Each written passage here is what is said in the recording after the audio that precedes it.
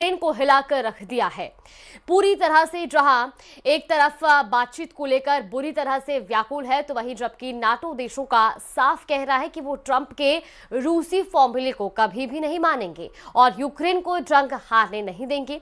हालांकि रूस ने कम से कम 200 मोर्चों पर यूक्रेन के चिथड़े उड़ाकर रख दिए हैं, जबकि रूस को परमाणु धमकी देने वाले ट्रंप की बोलती बंद हो गई है। अब दावा यह किया जा रहा है कि ट्रंप के विशेष दूत स्टीव विटकॉफ की एक कॉल लीक की वजह से ट्रंप का पूरा परमाणु प्लान फेल हो गया है।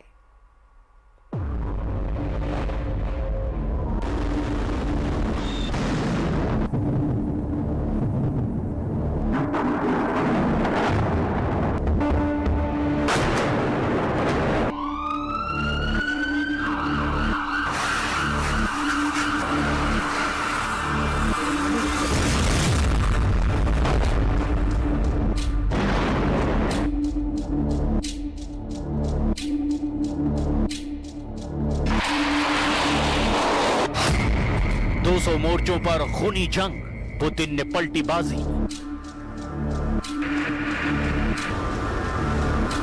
पुतिन ने वाकई रूस यूक्रेन जंग में बाजी पलट कर रख दी है। जिस रूस ने 24 फरवरी 2022 को यूक्रेन पर भीषण हमले शुरू किए थे, आज उसी रूस की शर्तों पर युद्ध विराम की बातें हो रही है।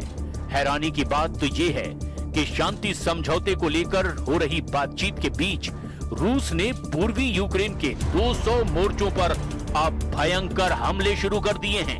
यूक्रेन की राजधानी कीव समेत यूक्रेन के 20 से ज्यादा शहरों पर रूसी हमलों ने कोहराम मचा दिया है।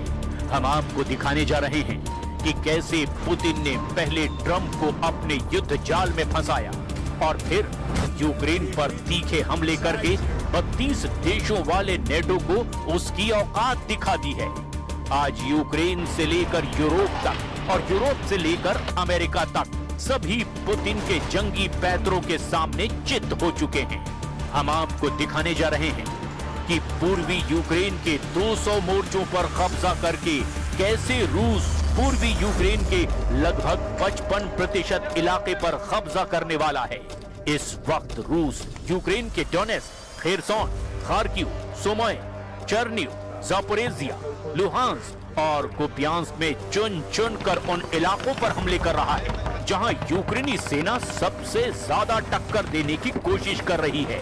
जबकि कुछ रिपोर्ट के मुताबिक रूस यूक्रेन के पोक्रोवस्क पर 66% से ज्यादा इलाके पर कब्जा कर चुका है, जिसे यूक्रेनी सेना के लिए सबसे गंभीर और तगड़ा झटका माना जा रहा है।